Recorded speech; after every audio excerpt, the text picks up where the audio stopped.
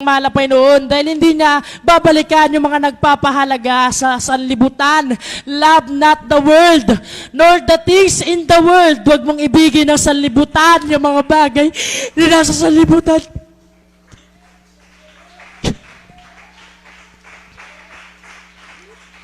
Hallelujah! Iniibig kita. Hallelujah! Hindi ko mahal ang mundo. Ikaw ang pinamahal ko, Diyos. Hallelujah! Hallelujah! Unahin ko na po, mga minamahal, yung mga nasa tahanan. Hallelujah! Sabi ng Exodus 35:29, para sa mga wala dito. Hallelujah! Mga nasa abroad, nasa ibang bansa. Hallelujah! Anong sabi mga minamahal ng Exodus 35:29? Ang mga anak ni Israel ay nagdala ng kusang handog sa Panginoon. Bawat lalaki at babae na ang puso'y nagkusang, nagpadala ng magagamit sa lahat na gawain na iniutos ng Panginoon sa pamamagitan ni Moises na gawin.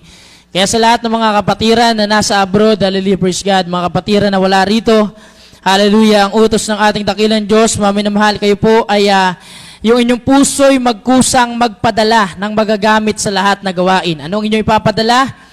Yung magagamit saan sa lahat na gawain, mga minamahal. Hallelujah. Gawain dito sa Banggar, na dito kayo nanonood. Hallelujah. At yung iba naman kung saan sila nanonood, mga minamahal, doon sila magpapadala ng ano? Sa lahat na gawain. Sa lahat, mga minamahal. Hallelujah. Anong nila ipapadala? Yung magagamit sa lahat na gawain. Anong gagawin nila dun sa magagamit? Ipapadala nila, mga minamahal. Hallelujah. Anong sabi ng Apostol Pablo sa mga taga-Galacia, mga minamahal? Sino ang dadamayan natin? Yung mga nasa ibang lugar ba? Taga rito ka, dadamayan mo yung nasa ibang lugar? Anong sabi ni Apostol Pablo, mga minamahal, ng Galacia sa 1:6? Datapat ang tinuturuan sa aral ng Diyos ay makidamay doon sa nagtuturo sa lahat ng mga bagay na mabuti. Ano sabi ni Apostol Pablo? Sino ang inyong dadamayan? Kung sino yung nagtuturo sa inyo, yun po ang inyong dadamayan. Doon po kayo magbibigay ng 10 bahagi at handog. Mga taga rito, dito kayo magbigay. Mga nanonood dito, dito kayo magbigay. Sapagkat sabi ng Galacia sa 1:6, ang tinuturuan sa aral ng Diyos, makidamay doon sa nagtuturo sa lahat ng mga bagay na mabuti. Mga minamahal, yan ang sabi ng banal na kasulatan. Ang pamantayan ng pagbibigay, 10, ibig sabihin 10%, mga minamahal. Lahat ng ating tinatangkilik, hindi pa tayo nakapaghandog, mga minamahal. Yun yung kabahagi, yun yung bahagi, yung portion ng ating dakilang Diyos sa lahat ng ating tinatangkilik, 10%. Hindi pa tayo nakapaghahandog, mga minamahal. Wala pa tayong love offering. Meron lang tayong tithes offering. Mga minamahal, 10% sa 100, 10 sa 1,000, 100. Sa 1,000,000, 100K, mga minamahal, 10%. Hindi pa tayo nakakapaghandog. Bakit ba tayo nakakapaghandog, mga minamahal? Para po sa ating mga kasalanan. Hallelujah. Para sa ating pag-ibig sa ating mahal na Panginoon. Para sa pag-ibig natin sa banal na gawain. Hallelujah. Praise God. Na mga Israelita sa lumang tipan, naghahandog sila ng mga tupa, mga panganay, mga unang bunga, mga inani ng kanilang mga palay, mga minamahal, lahat ng kanilang mga tanim. Unang bunga, banal. Bawal mong gastusin, bawal mong utangin, bawal mong ipamigay, bawal mong ipahiram. Yan po ay sa mahal na Panginoon. Sa inyo dadalhin nyo sa kamalig, sa storehouse, sa bahay ng Panginoon. Diyan nyo dadalhin, mga minamahal. Sa mga wala rito, ipadala nyo, Exodus 35:29. Hindi pa tayo nakapaghahandog. Sila naghahandog para sa kapatawaran ng kanilang kasalanan. Nakapag naghandog sila, yung kanilang inaalay, banal, mga minamahal. Yung kanilang tupa na kinakatay, walang bali, walang sugat, banal yung kanilang inaalay. Ganon din yung ating ihahandog sa mahal na Panginoon. Ngayon sa ating kapanahunan, meron ng bagong tipan, hindi mo na kailangan magkatay ng tupa para ihandog, para sunugin, mga minamahal, na kapag katapos nilang sunugin yung tupa noong unang panahon, ibibigay nila sa mga workers, sa mga saserdote, sa mga anak ng saserdote, mga minamahal, doon nila ibibigay, ipapakain nila, mga minamahal. Hindi nila babawiin pagkabigay nila, pagkahandog nila, babawiin nila, iuwi namin, hindi, mga minamahal. Ibibigay sa mga manggagawa, sa mga nakatira, sa mga naglilingkod sa altar. Sabi nga, di ba ang mga naghahandog sa altar ay kabahagi rin ng altar? Ang mga naglilingkod sa dambana, kabahagi ng dambana. Kami naglilingkod kami sa dambana dito sa pastoral house. Kaya kami tinatawag na full-time pastoral workers. Ibig sabihin full-time Nandito kami buong oras, 24/7, nandito sa loob ng pastoral house. Wala kaming trabaho, negosyo, business, pinagkakakitaan, mga minamahal. Wala kaming tinitinda. Ang ginagawa namin, nangangaral ng banal na salita ng Diyos, nag-aaral araw-araw ng banal na salita ng Diyos para sa inyo, mga minamahal. Kaya kami nag-aaral ng banal na salita ng Diyos, nagpupuri na nanalangin, nag-aayuno, mga minamahal. Yan ang trabaho ng mga manggagawa. Hindi magtatanong, hindi magsasabi, mga minamahal, wala kaming rep. May rep kami, walang laman. Hindi yan ang pinapangaral ng ating mahal na pastor. Ang tinuturo, mga minamahal, magtapat ka at ikaw, hallelujah, ay pagpapalain ng ating dakilang Diyos. May mga nagpapakounsel, mahal na pastor, gusto namin mag-abroad. Hallelujah. Anong payo, mga minamahal, dun sa gusto mag-abroad, sabi ng mahal na pastor, anak, mag-ayuno ka. Dito pa lamang sa Pilipinas, pagpapalain ka na, mga minamahal. Yung mga kapatiran natin na kapag abroad, pinayagan, mga minamahal, nakipagsapalaran, hindi sa Manila, nakipagsapalaran sa ibang lugar, sa ibang bansa, mga minamahal. Ngayon, nahihirapan silang umuwi. Bago sila umuwi, dadaan muna sa mga test, mga minamahal, sa mga pagsubok, itetest, mga minamahal. Hallelujah. Bago sila makauwi, isa-swab test, papasukan yung kanilang ilong ng pang-test. Napakasakit nun, mga minamahal. Isipin nyo na lang. Hallelujah. Papasukan din sa bibig, mga minamahal. Hallelujah. Pagdating din sa Pilipinas, ika-quarantine. Yan ang new normal, mga minamahal. Mga kapatiran natin, kahit taga-Pilipinas, dahil nahihirapang dumalo, walang biyahe, na nakukontento na lang sa online na gawain. Mga minamahal, huwag tayong makontento sa panonood lang. Huwag tayong makontento sa bahay lang, nasa bahay, kayo lang nakakakita sa inyong mga sarili, walang pagsusumikap, magbihis ng maayos, sapagkat sabi na Romans 12, body as a living sacrifice, holy and acceptable. Ibig sabihin, acceptable, katanggap-tanggap ang iyong itsura. Haharap ka sa mahal na Panginoon, magpupuri ka, buksan mo lang yung TV, yung YouTube, i-bluetooth mo lang sa malaking screen, nakapambahay ka, nakapantulog ka. Hindi ka na nakakasunod sa Romans 12:1 na hindi ka na banal at kaaya-aya.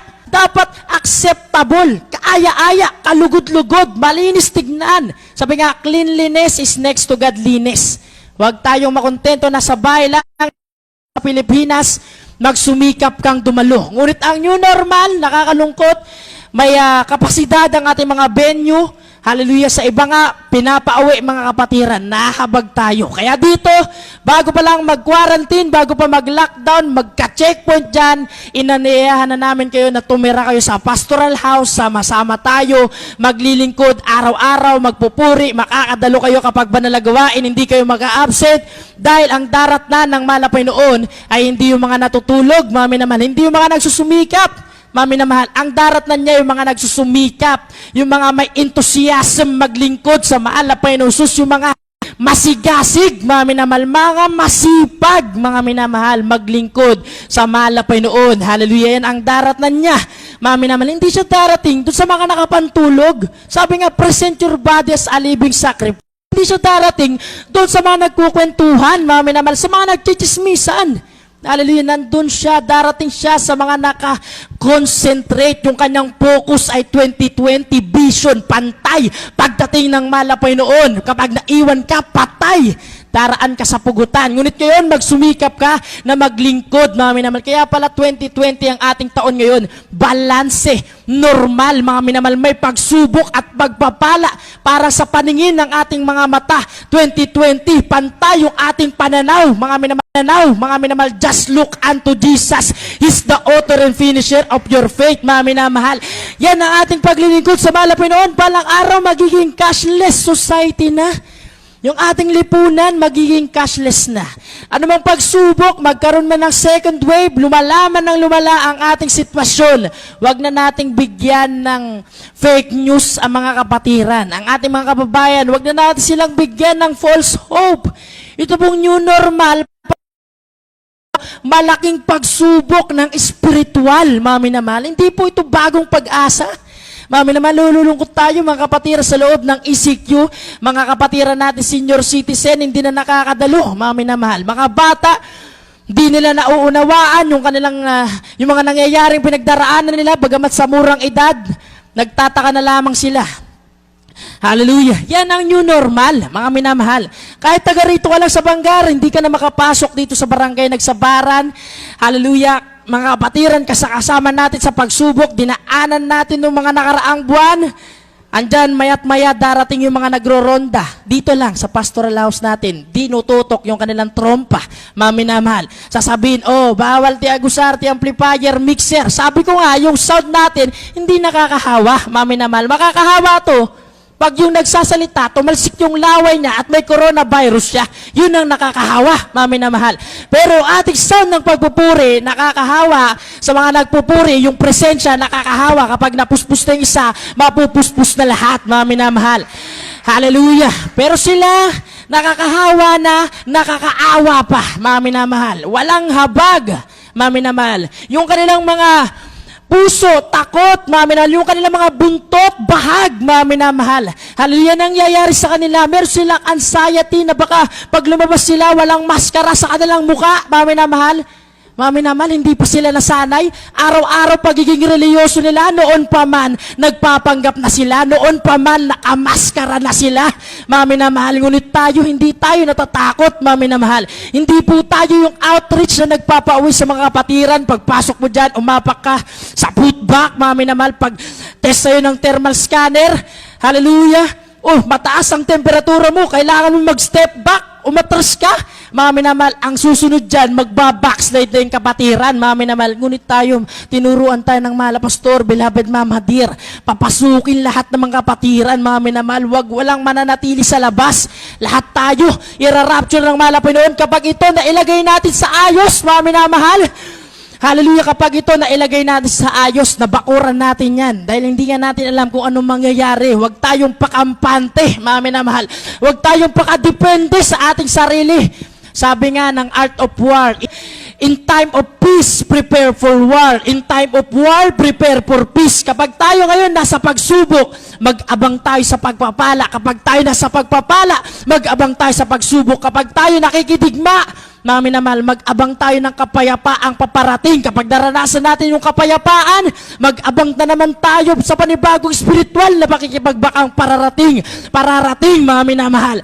Hallelujah! Tayo ngayon dumadaan sa pagsubok, mga minamahal. Kung sa ating kapanahunan na mag-rapture, maganda, blessed, hope, mapalad na pag-asa ang ating inihintay. There's going to be a meeting in the air, in the sweet, sweet by and by, mga minamahal. Ang pagdagit ng mga banal, sana makasama tayo. Ayaw naming may maiwan sa atin. Ayaw naming may maiwan sa inyo. Sana sama-sama tayo sa pagbabalik ng mahal na Panginoong Hesus, mga minamahal. Hallelujah. Balang araw, mga minamahal. Cashless society. Hindi po yan ibig sabihin, kasi naririnig ko noon, bata ako, 666, libre na lahat. Hindi po, mga minamahal.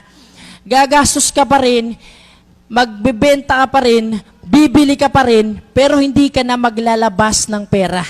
Nung nakaraang araw, naipasa na yung dating bill, panukalang batas sa Tagalog, naging batas na. Mami naman, anti-terrorism bill. Kapag maingay ka, kumakalaban ka sa pamahalaan, kumakalaban ka sa gobyerno, mami naman, huhulihin ka na, kakasuhan ka na. Mga minamahal, anti-terrorism bill. Susunod dyan, mga minamahal, hindi pa man nila alam, dati nang nasa ilalim ng lamesa, kumbaga sa patong-patong na mga papel, andun na yung national ID system, mga minamahal. Sa mga tricycle, driver, meron silang ID system para sa kanilang mga toda, mga minamahal. Andun, para makabiyahe lang yung may ID. Hindi ka pwedeng magbiyahe, mag-pick up ng pasahero, kapag wala kang ID system, mga minamahal. Pero balang araw, national ID system. National.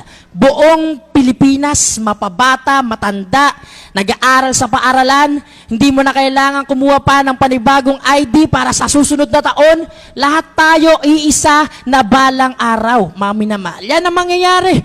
Andun na lahat ng impormasyon ng iyong buhay, kung ikay nagtatrabaho, andun na lahat ng social security system, number mo, GSI, SID mo, mga minamahal, PhilHealth, nandun na lahat. Kung nagtatax ka sa BIR, para hindi ka maging tax evader, ibig sabihin tumatakas sa buwis, andun na yung mga impormasyon, yung mga personal, kung ikaw ba'y may asawa, may mga anak, andun na lahat, mga minamahal. Hallelujah. Pero balang araw, yung ID na yan, mapapalitan. Kaya advantage din natin na babagal ang pagkilos ng Pilipinas, mga minamahal. Hallelujah. Ang Pilipinas nahuhuli, mga minamahal. Hallelujah. Ngunit napakalapit na nito, mga minamahal. Sa ibang bansa, andyan, paligsahan sila. Lalo na po yung mga kabilang, hallelujah, sa Western European group, mga minamahal. Hallelujah. Yan ang mangyayari, mga minamahal. Hallelujah. Daring ang araw ng microchip na lang. Tatatakan na lang ang mga tao para yung ID mo hindi na mawala. Hindi lang nakasabit sa'yo, nakatatak na sa'yo. Nasa loob na ng kamay mo. Paano kung putol yung kamay mo? Itatatak sa iyong noo. Alam na natin yan, tayong mga Kristiyano, kung sino magtatatak niyan. Mga minamahal, andun na yung name, yung pangalan mo, yung picture mo, andun na. Social security number, fingerprint data. Mga minamahal, kung no read ka, may mag-a-assist sa'yo para yung thumbnail mo, yung thumb mark mo, mga minamahal, fingerprint, mga minamahal, yun na. Pag inano mo sa NBI, mga minamahal, pag nag-a-apply ka sa NBI clearance, lahat ng tatak ng yung mga daliri kukunin. Malalaman kagad kung meron kang kapangalan, kung meron kang ginawang krimen. Madaling mahuli ang mga kriminal. Sasabihin nila, wow, napakaganda. Pang-apat, andun na yung physical description mo. Hindi doon ilalarawan kung pangit ka o maganda ka. Ibig sabihin, andun yung physical description mo, bawat hilatsa ng iyong muka, andun may mga trace, maminamal, kaya nga, kapag nakakapanood kayo ng mga pelikula, andun yung mga CIA, yung mga FBI, kapag may nakunan sa CCTV, ipapasok kagad nila sa kanilang computer, malalaman kagad kung sino yung kriminal na yun. Mami naman, ganun ang mangyayari. Mami naman, physical description. Mami naman, andun, hindi pwede nakasulat doon. Alimbawa ako, Fair Marijan Manalang, tapos ang lalabas na muka, yung aking kuya o yung aking tatay, hindi pwede. Dapat ang nandun yung aking mukha mismo. Mami naman, pang-lima, yung iyong address. Sa inyong pag-fill up, minsan, meron kayong permanent address kung saan ka nag-fill up ngayon, kung saan ka nag-a-apply. Sa mga nagtatrabaho, nararanasan yan. Sa mga nag-a-apply. Permanent address at yung isa naman, provincial address. Na para kahit saan ka magtungo, mami na mahal, nandito ka ngayon sa Baguio, nagtatrabaho, nasa Manila ka nagtatrabaho, pag uwi mo sa probinsya, wala ka pa doon, nandun na kagad yung naghahanap sa'yo, mami na mahal. Hallelujah. Address, pang-lima. Pang-anim, family history. Kung legitimate child ka ba talaga o illegitimate ka o ampun ka lang, natural born citizen ka ba o naturalized born citizen ka. Kung ikaw ba'y foreigner, sa batas, ang tawag sa kanila mga alien, mami na mahal. Kung ikaw ba'y talagang Pilipino o kaya isang dayuhan. Kaya kapag tumatakbo yung mga kandidato kapag eleksyon, halimbawa na lang kay Grace Bo, napakakapal nung kanyang nag-iisang kaso sa Supreme Court, mami na mahal. Hallelujah. Bago siya tumakbong Pangulo, binusisi, binuklat ng binuklat, mami naman yung kanyang kapanganakan, kung sino ba ang kanyang tunay na magulang, kung saan ka ipinanganak. Meron tayong tinatawag na, hallelujah, usually, mami na mahal, yung pinanganak ka sa soil ng Pilipinas, hindi ka naman yung literal ng pinanganak sa lupa, kawawa ka naman ng bata ka, mami na mahal. Ibig sabihin sa Pilipinas ka talaga ipinanganak, family history. Kapag yung inyong mga anak, lalapit sa inyo, mama, papa, gawin mo nga ako ng family tree. Ititrace ngayon kung sino yung mga magulang mo, kung totoo kang anak, kung kasal ba sila. Andun lahat ng detalye, impormasyon ng iyong buhay. Pangpito, occupation and income. Ang iyong trabaho at kung magkano ang iyong kinikita araw-araw. Mami na mahal. Pangwalo, tax information. Ito na nga, yung binabayad mo sa buwis, kung may sarili kang bahay, nagbabayad ka ba ng buwis sa iyong lupa, kahit walang nakatira dyan, kinakailangan magbuwis ka. At pang-siyam, criminal record. Kung may record ka ba, kahit yung daliri mo, may kulugulang, makikita na kagad doon, ito si... May kulugo pala to, mami naman. Pero hindi na isasama yun sa record. Magkakaroon lang ng problema, mami naman. Madidelay, kumbaga. So ngayon, mami na mahal, sana lubos nating nauunawaan yan.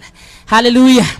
Sabi ko nga, paano natin maiintindihan yung pangangaral sa pulpito, buong konsepto ng Apokalipsis, kung hindi natin man lamang naranasan magbuklat ng Biblia, magbasa ng bersikulo mula Genesis hanggang Malakay, mula kay Matthew hanggang kay Jude, hindi man lamang natin naranasang magbuklat ng Biblia. Yung mga nagbubuklat yan ng Biblia, nababasa, nasusobrahan sa katalinuhan, nadadaya, naliligaw yung kanilang kaisipan.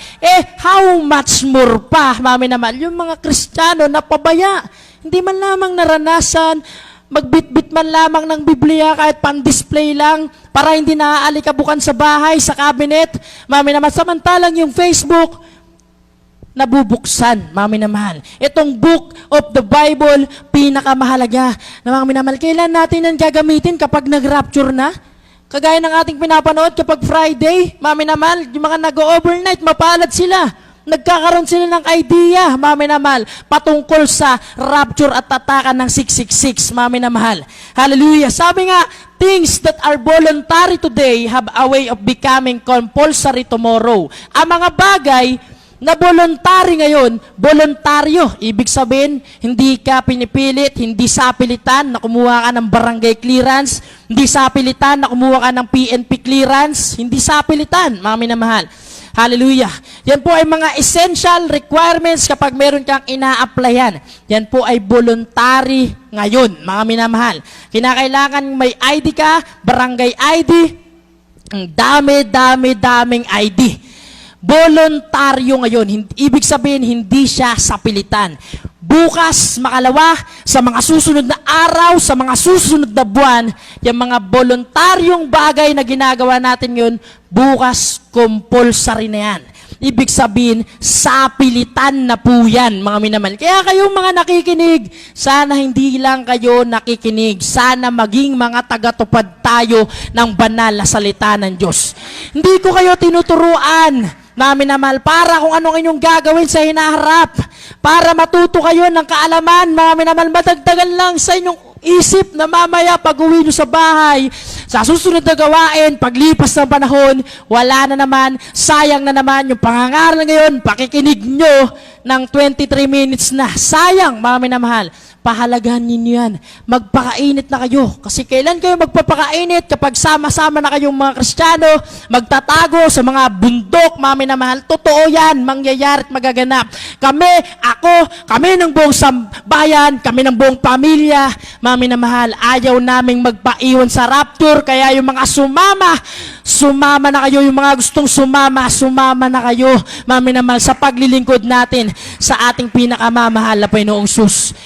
Hindi kami nagbibigay ng false hope, ng peking pag-asa sa mga promising Christian, mami na mahal, sa mga Kristiyanong pinangakuan. Ibig sabihin, promising, may potential, mami na mahal. Pero, mami na mahal, yung promising Christian, minsan nagiging compromising Christian na. Nakikiayon na sa sanlibutan, hindi na sinisearch ang banal na kasulatan. Basta narinig ko, sinabi kasi ni preacher, ganito kasi yan. Ito yung the new normal, ganito ganyan. Ipopost ko yan sa Facebook para maraming like, maraming share. Famous, mga minamahal. Yan ang mangyayari sa ibang Kristiyano. Ngunit tayong nagpapahalaga, mga minamahal, saliksikin natin ng saliksikin ang intricacy ng Biblia para tayo matuto, mga minamahal. Bakit ko pinalawak ang pangangaral nito, mga minamahal? Hindi ko pinagtuunan yung exhortation for giving. Imposible namang hindi nyo pa alam yan, mga minamahal. Ilang taon nang panalagawain? Ilang taon na kayong saved? Lagi nyo naririnig, Malakias 3:7 hanggang 12, mami na mahal. Hallelujah. Anong sabi ni Apostol Pablo? Binanggit natin noong nakarang overnight, mami na mahal. Hallelujah. Anong sabi sa Filipos 4? Hallelujah. Sabi nga dito, mami na mahal, na hindi niya, hallelujah, hindi mahalaga sa kanya ang mga bunga. Mami na mahal, yung mga kaloob, yung mga gift. Mami na mahal. Hallelujah, bagkus ang mahalaga kay Apostol Pablo, Filipos 4:17. Hindi sa ako'y naghahanap ng kaloob. Mami na mahal, hindi po kami yung mga manggagawa na hinahanap kung nasaan ang inyong offering. Hindi po kami kumatok kahit minsan sa inyong tahanan para humingi ng inyong tithes and offering. Hindi kami nag-chat sa inyo kahit minsan para hanapin nasaan na ang inyong tithes and love offering. Hindi po, mami na mahal. Bagkus, hinahanap namin ang bunga na dumadami sa ganang inyo, mami na mahal. Sana yung bungang espiritual, 9 fruits of the Holy Spirit. Hallelujah. Sana dumadami pa yan.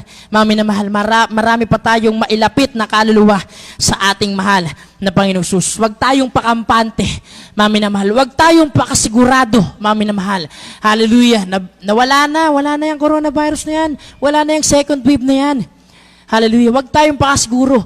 Oo, nananampalataya tayo. Pero itong bagay na ito, pinahintulutan na ng Diyos, mami na mahal. Noon, namomroblema kami kapag banal na gawain. Malapay noon, palagi kaming hiwa-hiwalay ng aking mga kapatid. Minsan nandito sa Banggar, minsan nandito sa Baki. Mami na mahal, hati kami.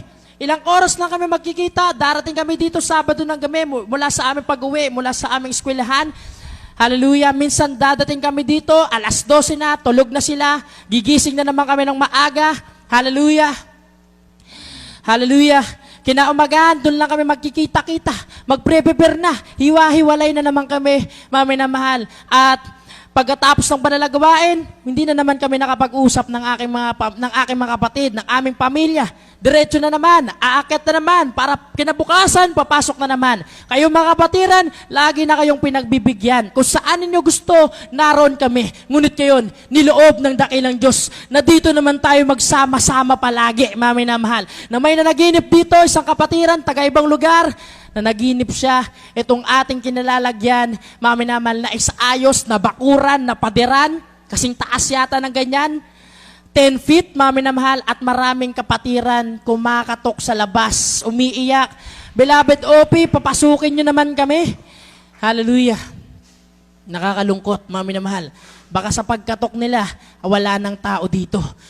Na-vision ko nga, mami na mahal, habang nagpipreach po ang ating beloved preacher. Hallelujah. Narito mga kapatiran, nagpupuspusan, mami na mahal.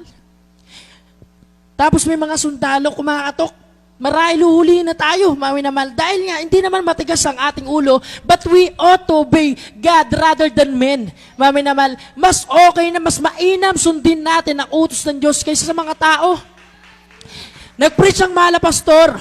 Sabi niya sa kanyang preaching sa Pampanga, pinanood namin dyan sa TV na yan, hallelujah, nangangaral siya. Kahit dumating ang Pangulo dito, hindi kami titigil sa paglilingkod sa mahal na Panginoong Sus, hallelujah.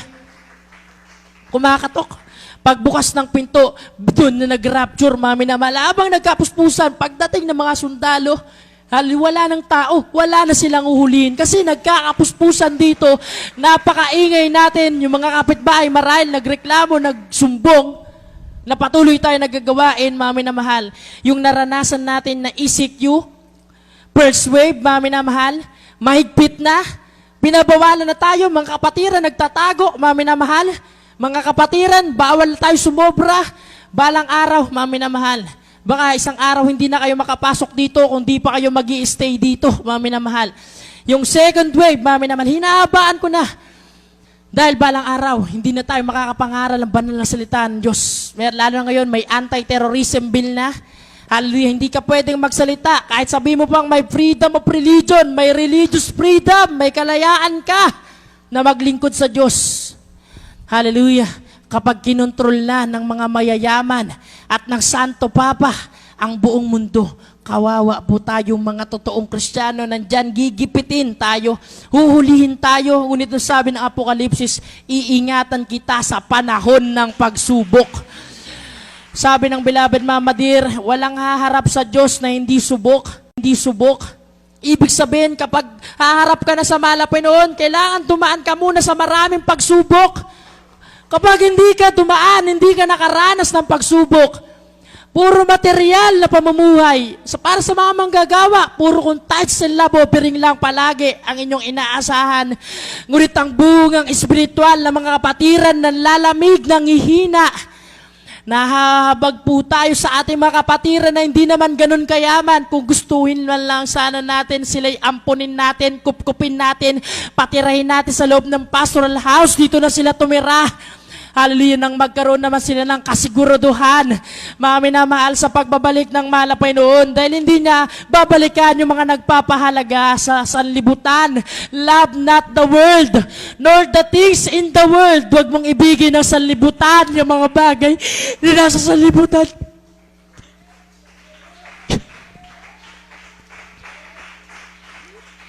Hallelujah.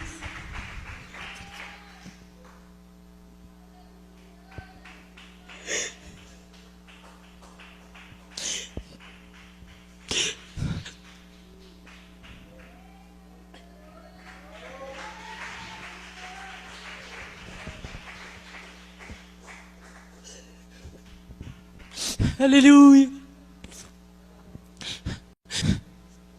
Napakabuti lang ng mahal na Panginoon. Hallelujah. Napakabigat ng burden.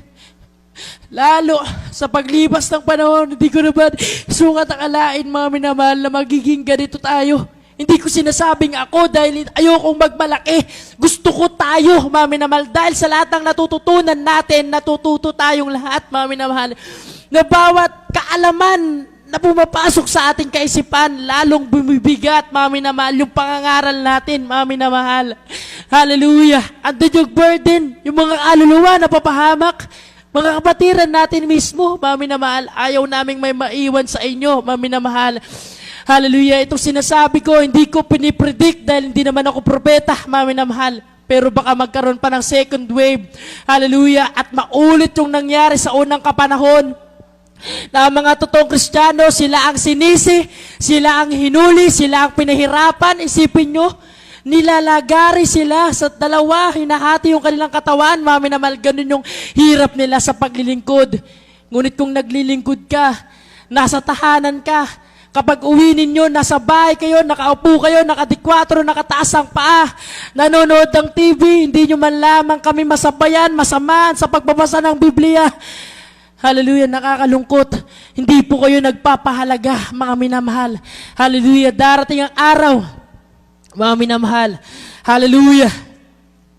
Kapag nagkaroon ng second wave, mga minamahal, lalo na't pasado na ang anti-terrorism bill, mga minamahal, papasok na dyan ang national ID system. Hallelujah, nasa ibang bansa, kumikilos na sila. Hallelujah.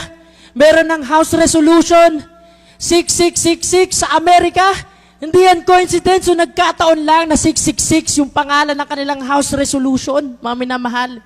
Yan po ay nakatakda na para sa nalalapit na tatakan ng 666, mga minamahal. Ang ating pinakamapalad na pag-asa ay ang marapture na tayo. Gaya nga ng sinabi ko sa inyo, pagkatok ng mga sundalo, wala na silang mararatnan dito. Lahat tayo nasa ere na. Sasalubungin natin ang ating mahal na Panginoong Jesus. Hallelujah! Hallelujah! Hallelujah! Pagpalain tayong lahat ng ating dakilang Diyos. Hallelujah! Praise God! Magtapat tayo sa ating paglilingkod sa ating pinakamamahal na Panginoong Jesus. Hallelujah! Praise God! Hallelujah! Hallelujah! Hallelujah! Hallelujah, hallelujah. Panalangin po, ating beloved brother Chris Bariso, my beloved co-worker, hallelujah, dito na siya. Talagang nagdiwang ng mga kaarawan sa loob ng mula 2008, 12 years, kasama namin beloved Kuya Chris Bariso, hallelujah, praise God. Amen. Praise the Lord. Praise sa ating beloved teacher, beloved brother Janjan. Praise God, hallelujah. Opo na kilang pagpala po namin, Ama, na sa langit sa pahal po, aming pinakabama ng Panginoon. Sa langit po namin po, malapit na naman, Pastor Jesus, kabangan mo po, na tayo mga kapatid narito, higit lalo mga nasa bahay lamang. Nawa, kanila pong maipadala ang kanilang ikasampung bahagi at handog at huwag po nilang galawin upang sila ay huwag mapasailalim ng sumpa, mahal na Panginoon. Hallelujah! Pagpalain mo po, Dear Jesus, ang lahat ng bawat matapat na nagkakaloob sa ipong banal na gawain. Hallelujah, hallelujah, praise God, mahal na Panginoon, lahat ng mga naririto na magbibigay, pagpalain mo silang lahat, mahal na Panginoon, at kung mayroon pa man po nag-aalinlangan at hindi pa po lubos na nakaunaw sa bagay na ito, hallelujah, kahabagan mo po sila na iyo pong paglinawin na kanila pong isipan, na kanilang maunawaan ng buong puso nila ang bagay na ito o ang kahalagaan ng bagay ng pagbibigay ng ikasampung bagay at handog. Pagpalain mo lahat ng magbibigay sa unang dalayang beloved pastor sa pangalan ni Jesus. Amen. Praise the Lord. minamahal. Yung anti-terrorism bill na sinasabi ko po, mga minamahal, yun yung pumalit sa Human Security Act of 2007, mga minamahal. So ngayon, anti-terrorism law na siya, mga minamahal, of 2020. Hallelujah, praise God. Kaya sa lahat ng mga, hallelujah, mga kapatiran, paalagaan natin ang ating kaligtasan, mga minamahal. Ito'y karugtong nung nakaraang Sunday, kasi kung ulitin natin nung nakaraang na Sunday, mas mahaba, mga minamahal. Hallelujah, praise God. Kaya pahalagahan natin lahat, mga minamahal. Hallelujah. Hallelujah ang ating pinag-aaralan, mga minamahal, na sinishare po namin sa inyo. Hallelujah, sana ilubos nating nauunawaan. Sabi nga dito, only naivety would cause one to believe that privacy of any kind really exists today. Sabi mga minamahal, yung mga walang muwang, mga minamahal, hallelujah, yung mga walang talagang alam sa salita ng Diyos, mga minamahal, sila yung maniniwala, mga minamahal, hallelujah, na magkakaroon sila ng proteksyon sa kanilang privacy. Sabi ko nga, yung pinalitan ng anti-terrorism law, Human Security Act. Security. Kaya balang araw, isasakripisyo ng mga tao ang kanilang privacy. Isipin nyo yung mga confidential na binanggit ko, mga information patungkol sa'yo, mga minamahal, lahat yan, isusuko mo para sa security na tinatawag. At balang araw, yung the grand finale, the missing piece, 666. Yan ang sasabihin nilang solusyon, mga minamahal. Dahil nga naman, kapag may sakit ang tao, sabi nila, nandito na ang record mo, andito na ang detalye mo, andito na lahat ng health record mo, kung ano naging sakit mo nung bata ka, o simula nung nagparehistro ka, kung ano naging sakit mo, nagpa-hospital ka. Yan, mga minamahal, lalabas yan, health records. Ngayon, sa ating nararanasang sakit, pandemya, nagsimula lang ito sa outbreak, sa maliit na outbreak lang sa ibang bansa. Lumawak yung outbreak, naging epidemic, naging epidemya. Lumawak sa buong mundo, naging pandemya. Mga minamahal, hallelujah. Kaya anong gagawin nila? Solusyon, lahat ng tao, pabakunahan. Ma-search nyo, mga minamahal, yung vaccine, napakalapit po niyan sa word na Vatican, mga minamahal. Vaccine, bakunahan, ibig sabihin, tatakan, mga minamahal. Kaya kapag nagpabakuna ka nung bata ka, may tatak ka na dito. Kahit tignan nyo yung mga sanggol, yung mga bata ngayon, mga nagpabakuna dito, meron na ditong marka. Ibig sabihin, nandun yung tatak nila. Kaya nga bawat panahon talaga na-fulfill yung pangangaral ng 666, mga minamahal. Noon kasi hindi naman natin alam kung paano tatatakan ng mga tao. Ang palagi nating basihan, yung Ash Wednesday. Ngayon, nagkaroon siya ng katuparan sa economic phase, mga minamahal, sa bahagi na ekonomiya at politika. Kasi noon pangangaral natin, puro sa religious phase lang, mga minamahal. Ngayon, nandito tayo sa bahagi ng ekonomiya at politika. Mga mayayaman at mga may hirap, lahat ng tao, walang exempted, mga minamahal. Hallelujah. Hallelujah, praise God. Dadako na po tayo sa pinakamalagang bahagi. Hallelujah. Ng ating banal na gawain, pakikinig sa banal na salita ng Diyos. Hallelujah, praise God. Tayo pong lahat ay tumayo, tandaan ng ating pagbibigay galang sa salita ng Diyos. Hallelujah. Hindi na po natin puputulin ang ating live upang ito ituloy-tuloy. Hallelujah, praise God. Tayo pong lahat ay tumayo, mga minamahal, igalang natin sa salita ng Diyos. Hallelujah. Hallelujah. Akin na pong binibigay mo pagkakataon sa aking beloved Papa, beloved ordained preacher, my beloved Papa Nanding Manalang. Hallelujah, praise the Lord. Praise the Lord, praise the Lord, praise the Lord. Purihin po ating pinakamamalabang Jesus.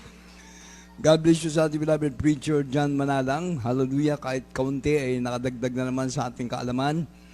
Mga binabanggit niya, mga kapatid ko, hallelujah. Kaya sa lahat ng mga nandito, kayo na po ang magsalat ng inyong mga baraso dito sa banda rito na kayo ay meron ng mga vaccine, meron na tayong mga bakuna dyan.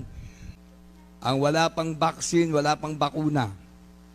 Pero lahat tayo ay meron na, nakatatak na yan. Kaya parang baliwala lang sa atin, pero ngayon ang matindi nitong vaccine na darating, ito yung pangbuong mundo na.